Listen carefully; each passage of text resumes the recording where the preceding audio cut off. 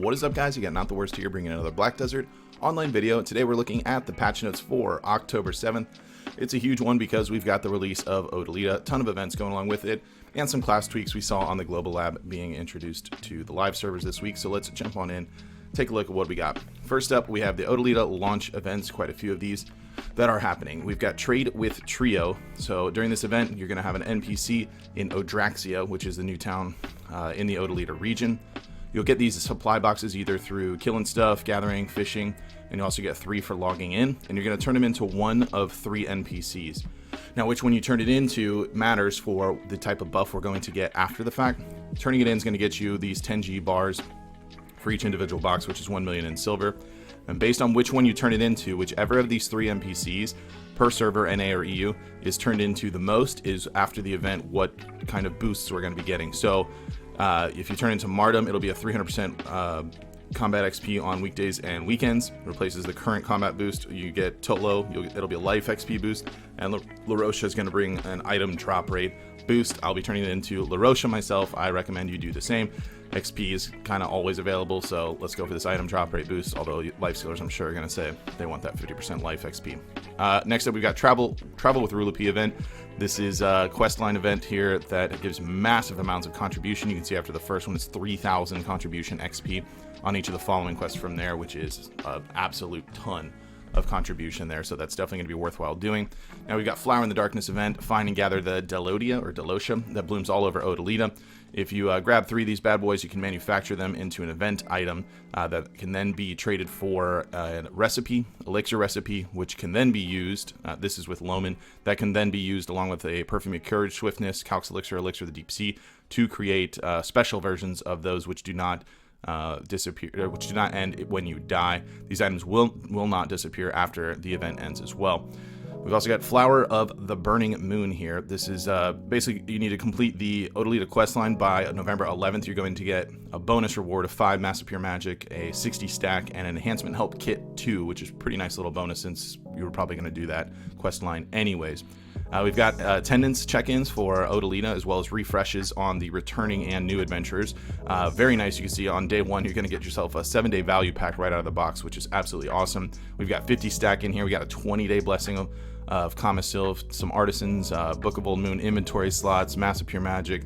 Both versions of Shikatu boxes were ending up with a pet and a 70 stack along with it. It's really, really nice rewards for just playing the game along the timeline there. Refer a Friend promotion is also back and brought in. So now let's go ahead and jump on into what's going on this week. First up, we do have a coupon code here, BDOODLT, that is available. That's going to get you a 30 stack. An inventory, 2 inventory expansion coupons for the storage in Odraxia, the new place, and an enhancement help kit level 1 on that. There's Kaphras Stone compensation as well. If your dim tree or red nose is exceeding Kaphras level 10, they went ahead and refunded you in full the amount of Kaphras stones beyond that, whatever level it was. So that way, if you are going to be trading in for your Fallen God armor, you get your stones back without that 5% loss and without costing you any amount of money, which probably saved you a ton if you were geared well beyond that. We've got new information here for sightings of the Rich Merchant ring piece witnessed in the lands, so that's been introduced from there. We now have when a world boss appeared in PvP. PvP used to be unavailable for the entire region. Now it's going to be available to all areas excluding the node where the world boss happens. This is awesome. I can't tell you how many times I've wanted to just kill somebody that's running in on a rotation that I'm doing, and I can't because it's boss time. Super, super annoying, so that won't be an issue now. The area where Nuver, Ruler of the Sands, appears is now labeled as Tyrant's Hill as far as node goes. Added new class discussion forums to the adventurers board. Impressed by many adventurers who've challenged the Pit of the Undying, Patricio has gathered even mightier combatants to test their mettle. You can now enter the Pit of the Undying instantly from any of these following regions: Calpheon, Heidel, Valencia, Altanova, Grana, Duvenkroon, and Odraxia. You can no longer use maids or butlers in the pit. Randy now sells potions for challenges of the Pit of the Undying. Good guy, Randy, that is. Musician grades have been expanded to C grades. Added the Music Advancement C Artina's Sandy solo piece quest that can be accepted upon reaching reaching C grade. Improved the guild skill window to display the cooldown timer for guilds. Improved UI for guild skill learning, and drying will now work faster in the desert. A little bit of immersion increase there.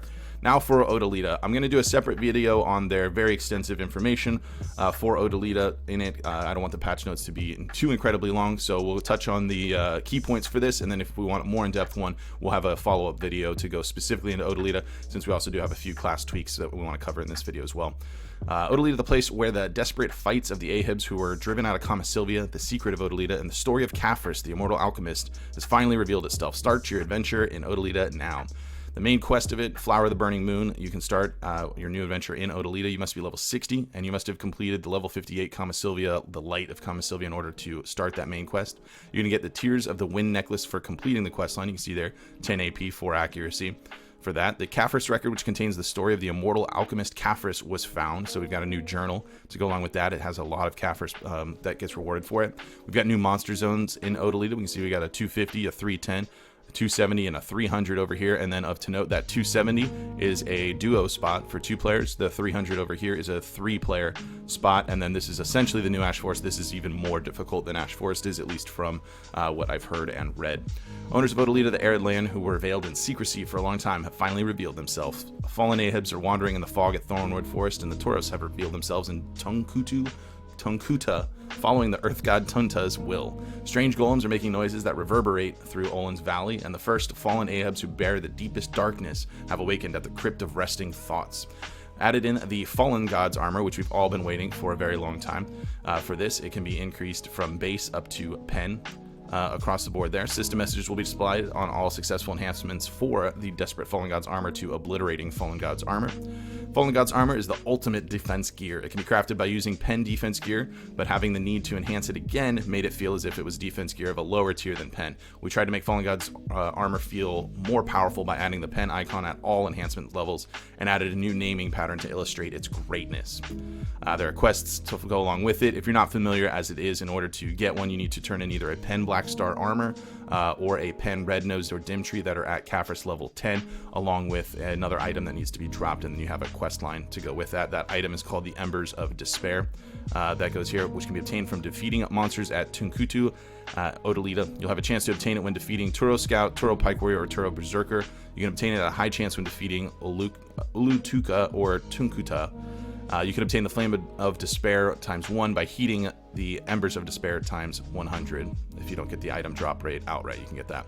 The Blackstar helmet is added into the game along with our Odyllita launch, which is kind of nice because KR just recently got this much further after their launch. If you do equip the Blackstar helmet with Blackstar armor, you do receive a Blackstar exclusive set effect. There are quests, obviously, to go along with crafting the Blackstar helmet.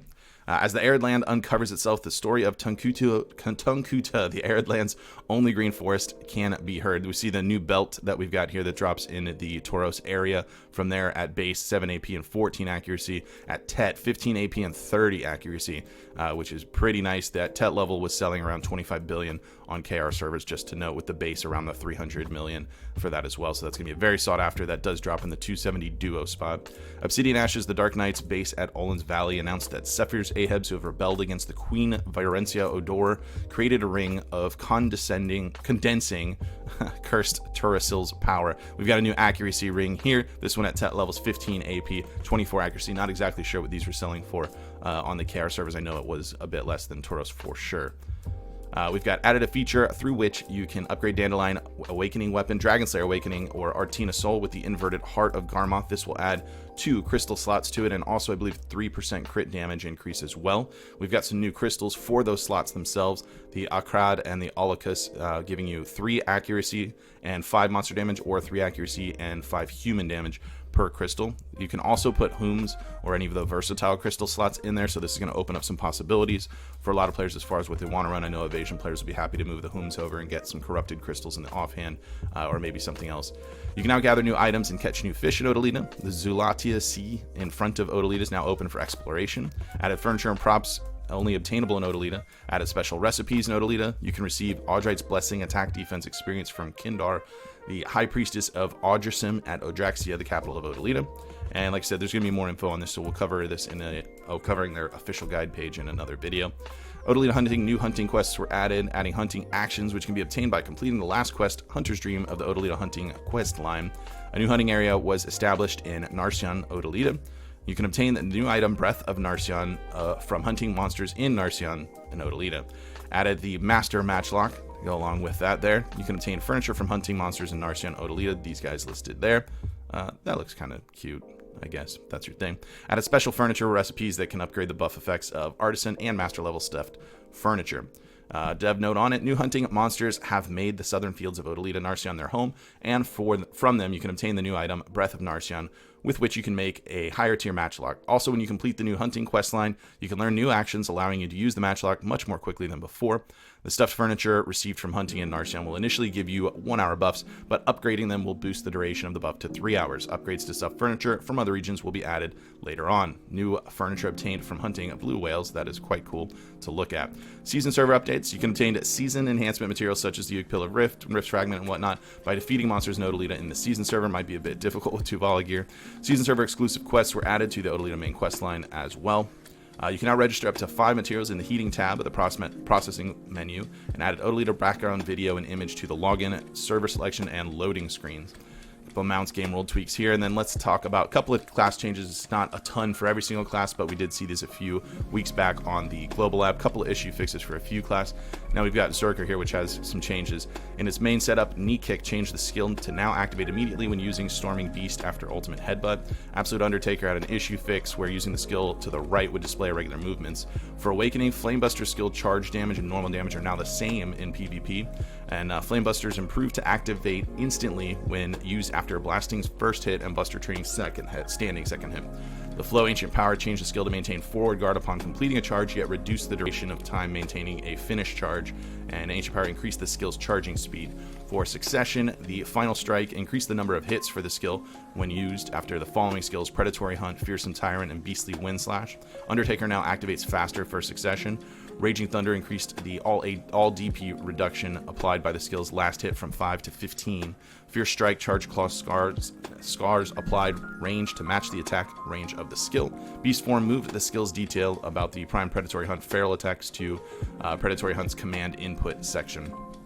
Valkyrie Ultimate Blitz Stab changed the skill's casting movement to combo more smoothly into Blitz Stab. Shield Throw fixed an issue where skill's guide clip would appear different from how the skill actually appears. Changed the location of a few skills in the skill window as well. For Witch Wiz, the Magical Evasion had an issue fixed there where casting movement wasn't being displayed properly. Wizard also had increased PvP damage on the following skills: Aqua Jail, Hellfire, Cataclysm, and Bolide of Destruction. Issue fixes here: Kuno got PvP damage increased to Chakra Mise, Indignation, Wrath, the flows for each of those skills, then Wheel of Wrath and Half Moon Slash. DK got PvP damage increases for Spirit Blaze, Spirit Legacy, Spirit Hunt, Spirit Blaze Flow, Twilight Dash, Cluster Despair, Seed of Catastrophe, the Flow for it as well, Shattering Darkness, and the Flow, which is Bombardment.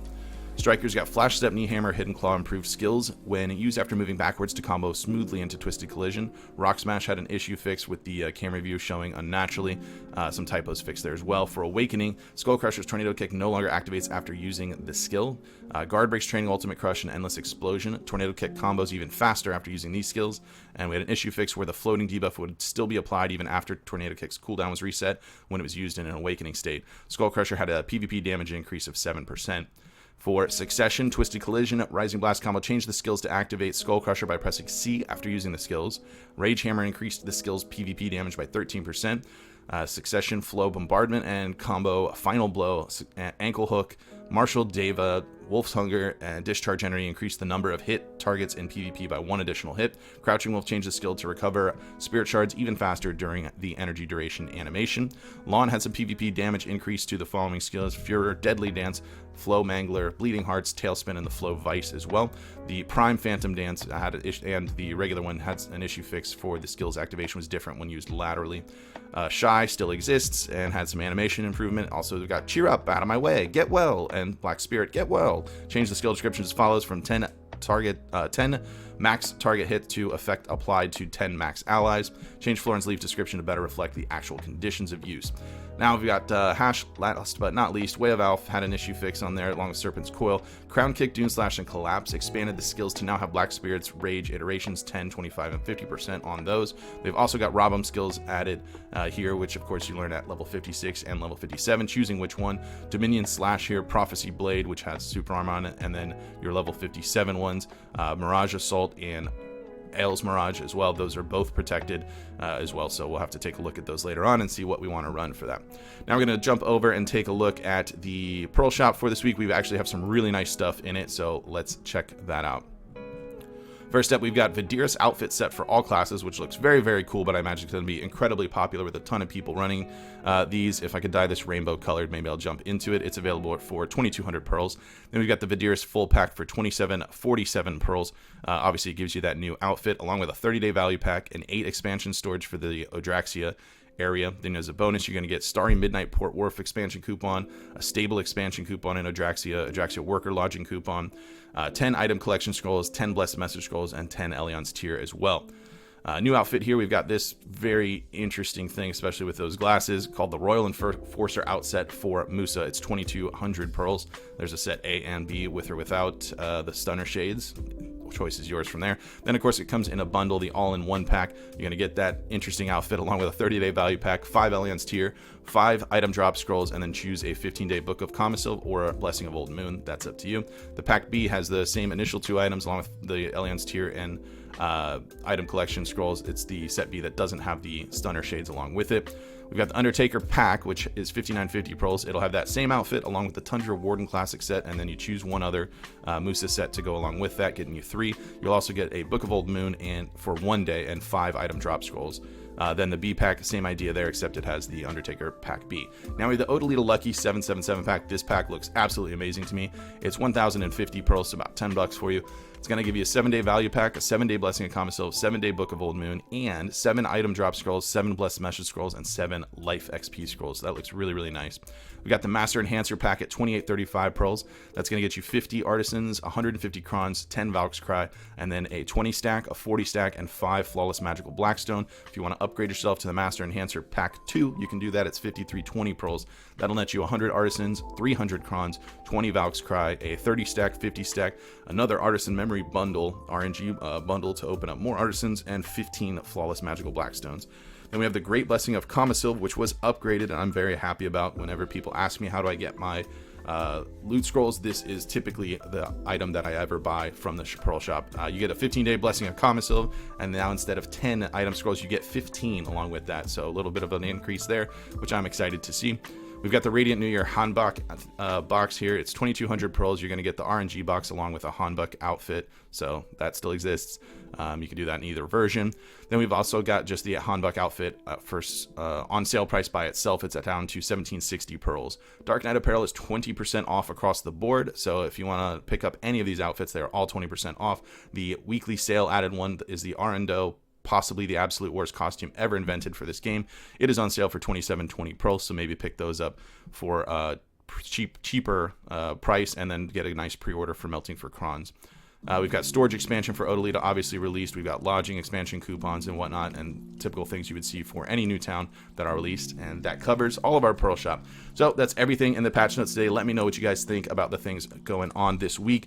New stuff in Odyllita you're excited for. I would like to hear from you. Let me know in the comments down below. If you did enjoy the video, be sure to like it. If you're new to the channel, be sure to subscribe so you get notifications when new videos do go live. And if you want to catch me playing live or trying out any of this new Odyllita stuff, make sure to head on over to my Twitch page. There's a link in the description down below. You can jump over there and drop a follow so you get notifications for that as well. With that said, that's going to be it for this one. I want to thank everybody for watching, and I will see you next time.